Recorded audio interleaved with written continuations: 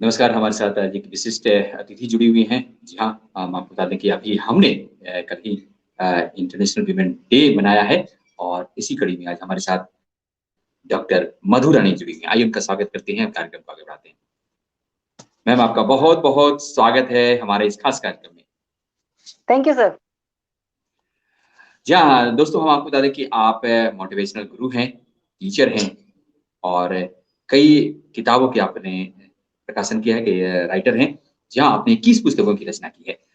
तो हम इसी विषय पर बात करने के लिए जा रहे हैं, लेकिन सबसे पहले मैम आपको इंटरनेशनल वीमेन डे अभी कल ही बीता है, इसकी ढेर सारी शुभकामनाएँ और हमने इस पर विशेष कार्यक्रम भी किया था। आपकी बहुत सारी शुभकामनाएँ और निश्चित तौर पर आप जिस प्रकार से मोटिवेट करती हैं लोगों को और भी महिलाओं को आप आगे बढ़ाने में, लाने में सहायक होंगी। जी ma'am. Thank you sir. Thank you so much for your wishes. Ma'am हम ये जानना चाहेंगे आपने आप गोल्ड मेडलिस्ट रही हैं, लगातार आप काम कर रही हैं, आपने 21 पुस्तकों की रचना की है। सबसे पहले मैम हम थोड़ी-सी आपके बारे में आपकी यात्रा के बारे में अपने दर्शकों को हम जानना चाहेंगे। इस दर्शक आपसे ये जानने की कोशिश कर रहे हैं कि आप अपनी यात्रा कैसे शुरुआत की और कैसे आपने पुस्तक की ओर इतने 21 पुस्तक की रचना आसान नहीं होता, उस पर आगे आए? जी मैम। सर ये बचपन से मेरा शौक रहा है, लिखना मेरा बचपन से शौक है। मैं टू लाइनर्स भी लिखती हूँ, यानी 2-2 लाइन की छोटी-छोटी कविताएँ भी मैं लिखती हूँ, छंद लिखती हूँ, हिंदी में जी, भी और इंग्लिश में भी। वैसे इंग्लिश मेरा सब्जेक्ट रहा है। मेरी जी। लाइफ जर्नी जो ये एजुकेशनल लाइफ जर्नी है, वो मेरी शुरू हुई 2004 से, जब मैंने फर्स्ट जॉइनिंग अपनी दी। I was first appointed as a lecturer in Vidyavati Mukund Rai degree college on a डॉग क्या बेसिस। वहाँ से मेरी जी, शुरुआत हुई सर। I was taking UG and PG level over there for 2 years I worked. वहाँ 2 साल मैंने काम किया। वहाँ से ही मेरा इंटरेस्ट बहुत ज़्यादा लिटरेचर की तरफ बढ़ा, क्योंकि मैं जस्ट पीजी और एमफिल करते ही मैं जॉब में आ गई, तो लिटरेचर से मेरा जुड़ाव और बढ़ गया, क्योंकि मैं पूरी फ़ोकस्ड थी उस टाइम अपनी स्टडीज़ पे, अपनी बुक्स पे। तो वहाँ से बहुत ज़्यादा मुझे मोटिवेशन मिला कि मैं कुछ जो जो टैलेंट गॉड ने मुझे दिया है लिखने का, मैं उसे आगे बढ़ा सकूँ। धीरे-धीरे आगे बढ़ते चले गए। Then I quit that job and entered in engineering college as a professionalist. मैं प्रोफेशनल कम्युनिकेशन की असिस्टेंट प्रोफेसर वहाँ अपॉइंट हुई। आई वर्क्ड जी, in Shri Ganapati institute in Jindal Nagar, it is situated in Jindal Nagar, as an assistant professor there for professional communication teacher. जी, And then I shifted to IMS. Then I जी। shifted to that is Sundardeep Engineering College, that is situated in Dasna.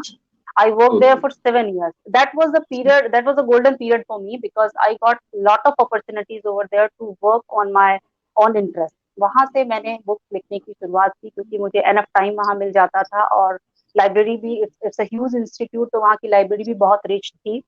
And जी, जी। धीरे-धीरे ये सफ़र आगे बढ़ता गया, और sir बस ऐसे ही मैं अपनी क्या बुक्स बात को है! लिखती चली गई। मैम हम ये जानना चाहेंगे क्योंकि जब भी आप कोई शुरुआत करते हैं, तो जी। उसे सबसे पहले ये होता है कि क्या किस विषय पर हम लिखें ताकि हम बेहतरीन कर पाएँ और एक पुस्तक को भी एक मुकाम मिले। आपने कैसे शुरुआत देखिए, की थी? जी, जी। हाँ, जी, सर मैम। ये आपका एक जुनून होता है। जैसे मेरा जुनून हमेशा से, मैं बचपन से ही बहुत अवेयर रही हूँ। जी, आउटस्पोकन भी रही हूँ, मतलब मैं बोलने में उतना हेजिटेट नहीं करती हूँ, अपने विचारों को रखने में उतना हेजिटेट नहीं करती हूँ। तो एक स्पार्क आपके अंदर होता है, हम सभी के अंदर होता है, बस उसे रिकॉग्नाइज़ करने की ज़रूरत होती है। जो जी, जी। चीज़ें हमारे सामने हैं, हम उसे एक्सप्रेस कर पाएँ, सबसे बड़ा हमारा एक्सप्रेशन होता है, जो हमें आगे बढ़ाने में मदद करता है। अगर हम उसे हाइड नहीं करते हैं, तो हम अपने फील्ड में आगे बढ़ जाते हैं। उसमें बहुत क्या डिफ़िकल्टी बात! हमें नहीं आती, वो करेज हमारे हुँ। अंदर आ जाता है। जी, जी। जी हाँ, मैम एक चीज़ और जानना चाहेंगे आपने किस पुस्तकों की रचना की है? जी, काफ़ी कुछ आपने अनुभव भी किया होगा। तो जी। डिफरेंट डिफरेंट सब्जेक्ट्स की थी या एक ही थीम से था? जी, that is related to the syllabus also. जैसे कुछ बुक मेरी एसआरएम यूनिवर्सिटी में चल रही है, वो कम्युनिकेशन बेस्ड हैं मोस्ट ऑफ द बुक, क्योंकि मेरा सब्जेक्ट वही रहा है, लिटरेचर जी। मेरा सब्जेक्ट रहा है, तो most of the books are on grammars and communication. SRM okay, university में मेरी बुक है, शारदा यूनिवर्सिटी में है सर, और वेरियस जो डिस्टेंस लर्निंग की एजुकेशन होती है, उसके लिए मैंने काफ़ी बुक्स लिखी हैं, क्या अलग-अलग बात है! पब्लिकेशंस। जी हाँ। जी हाँ, दोस्तों हम आपको बता दें कि हमारे साथ डॉक्टर मधु रानी जुड़ी हुई हैं और निश्चित तौर पर जिस प्रकार से वो राइटर हैं और मोटिवेशनल गुरु हैं और टीचर भी हैं। और इस कारण से कई विधा पर इन्होंने कार्य किया है और उसमें ख़ास बात ये है कि आपने मोटिवेशनल गुरु भी हम उसी पर आते हैं मैम। आज सबसे ज़्यादा ज़रूरत है इसकी। तो ऐसे में आप विद्यार्थियों को कैसे तैयार करती हैं? कैसे मोटिवेट करती हैं? और सबसे बात कैसे होती है? क्योंकि आज लड़के, युवा जो हैं काफ़ी दिग्भ्रमित रहते हैं, असमंजस कोई उनमें आता नहीं, बल्कि वैसा समाज बन गया है, जिससे वो असमंजस हो जाते हैं। जी मैम। सर देखिए, मैं गवर्नमेंट इंस्टीट्यूट से जुड़ी हुई हूँ, गवर्नमेंट स्कूल से जुड़ी हुई है और वहाँ के जो बच्चे होते हैं वो बिल्कुल डाउन टू अर्थ एरिया से आते हैं, जो एक अर्बन एरिया उनके पास नहीं है, रस्टिक एरिया से वो आते हैं। बहुत गरीब तबके के लोग होते हैं जो फीस भी देने के काबिल नहीं होते हैं, तो उनके अंदर सबसे बड़ी कमी अवेयरनेस की होती है। बच्चों जी, को ये बताना ज़रूरी होता है कि गरीबी उनके बीच में कोई रुकावट नहीं है। अगर उनमें थोड़ी-सा भी पढ़ने का जज़्बा है या उनके पेरेंट्स थोड़े से भी अवेयर हैं, तो ज़रूरी नहीं है कि हम उसके लिए बहुत पैसे की हमें ज़रूरत हो और गवर्नमेंट्स की अपनी बहुत सारी ऐसी योजनाएँ भी होती हैं जो गरीब बच्चों को जी, आगे बढ़ाने में मदद करती हैं। तो हम बच्चों को हमेशा ये कहते हैं कि आप सिर्फ पढ़िए, पैसा जी, आपके जी। बीच में बाधा नहीं है। और क्या बात है! क्या सभी लोग जितने भी टीचर्स वहाँ होते हैं, प्रधानाचार्य होते हैं या कोई भी गवर्नमेंट के हमारे अधिकारी होते हैं, तो कोई भी ऐसा नहीं होता है जो पढ़ने वाले बच्चों को रोके, सिर्फ इस वजह जी, से कि उनके पास किसी चीज़ का अभाव है। तो हम जी। हमेशा कोशिश करते हैं क्लास में, हम हमेशा एग्ज़ाम्पल सेट करते हैं कि हम भी बहुत अच्छे परिवारों से या बहुत रिच परिवार से बिलॉन्ग नहीं करते थे, हमने मेहनत की, आगे बढ़े और अपने मुकाम पे पहुँचे, तो उसी तरह वो भी पहुँच सकते जी हाँ, बिल्कुल। मैम एक बात और जानना चाहेंगे, अभी इंटरनेशनल वीमेन डे मनाया गया कल ही, देश भर में कई हैं। जी, कार्यक्रम हुए। क्या कुछ जी। संदेश देंगी आप?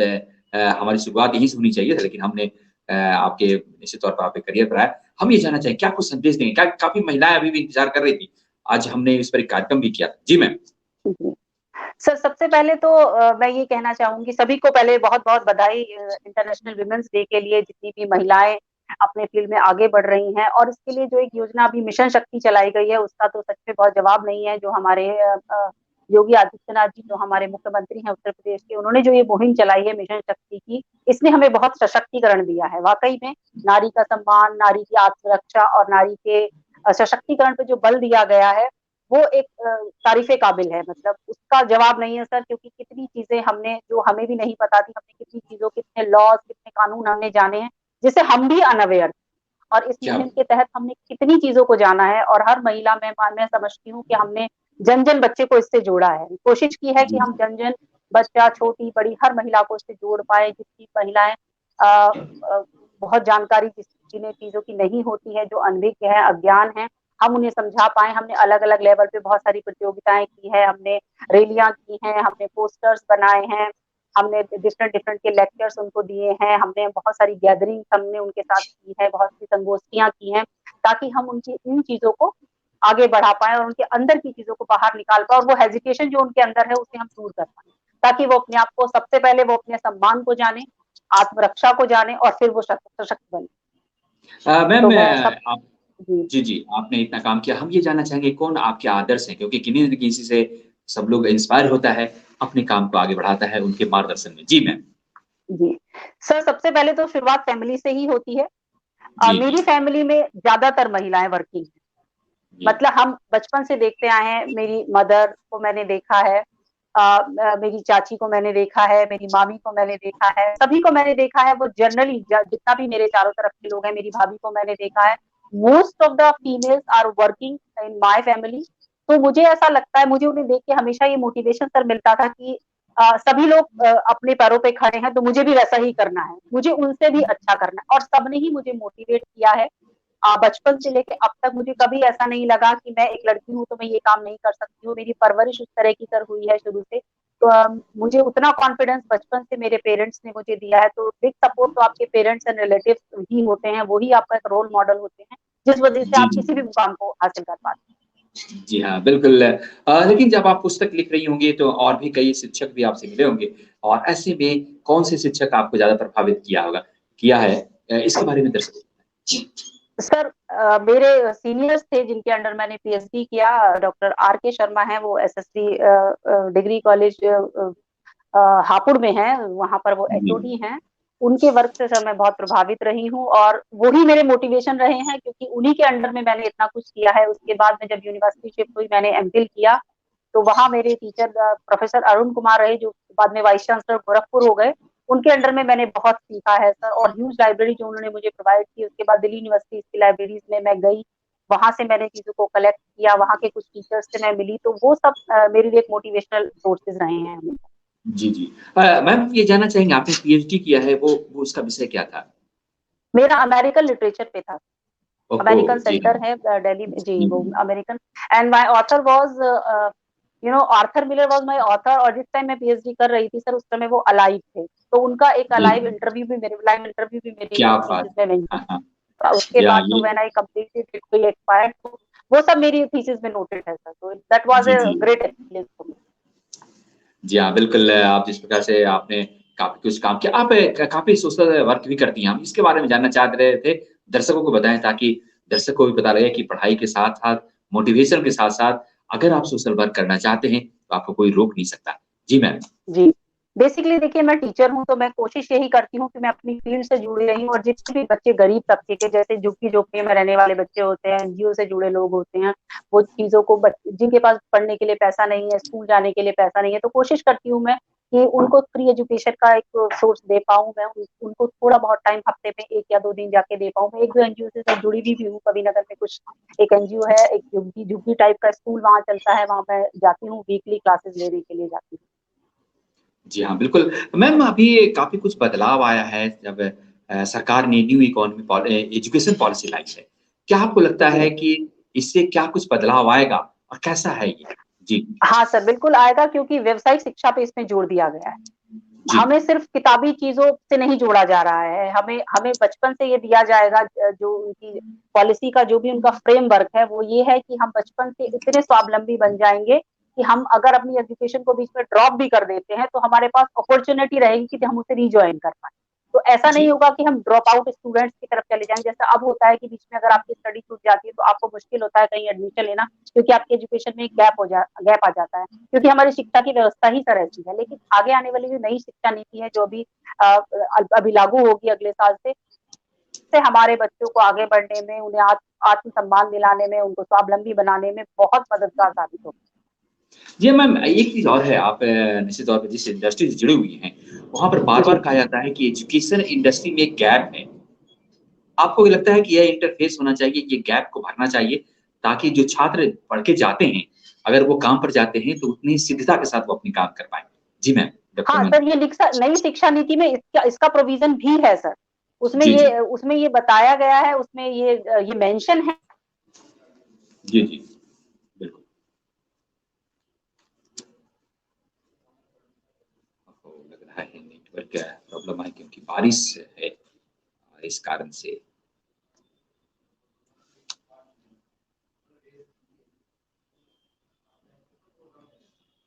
जी मैम, आवाज़ आप सुन पा रही?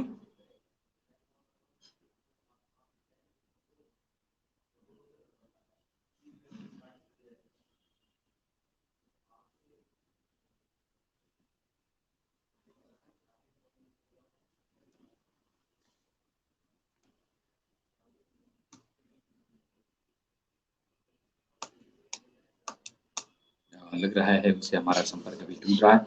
लेकिन दोस्तों बता दें हम आपको कि डॉक्टर मधु रानी हमसे जुड़ी हुई थी और ख़ास तौर से वो बता रही थी किस प्रकार से न्यू एजुकेशन पॉलिसी आई है उसमें काफ़ी कुछ बदलाव होने वाला है और ऐसे में एजुकेशन और इंडस्ट्री के बीच में जो गैप है, यह गैप भी कम होगा और उसके बाद जो छात्र तैयार होके जाते हैं, वो बड़ी सिद्धता के साथ अपने काम को कर पाएँगे। हमसे जैसे ही जुड़ेंगे हम निश्चित तौर पर बात करेंगे उनसे भी एक संदेश हम युवाओं को युवाओं के लिए लेंगे। अभी बारिश हो रही है और इस कारण से शायद नेटवर्क अभी उनसे हमारा टूट गया है। चलिए दोस्तों हम आपको बता दें कि अगर आप चाहते हैं कि ख़ास तौर से हमारे इस ख़ास चैनल से जुड़ने के लिए, तो आप चैनल को सब्सक्राइब कर लीजिए और निश्चित तौर पर हमारा व्हाट्सएप नंबर भी आपके स्क्रीन पर होता है। आप चाहेंगे अपने संदेश देना, तो आप अपने संदेश भी दे सकते हैं। तो चलिए अभी हम इजाज़त लेते हैं आपसे पुनः मिलेंगे नए कार्यक्रम में जहाँ नए गेस्ट के साथ। अभी दीजिए इजाज़त। नमस्कार, बाय, शब्बा खैर।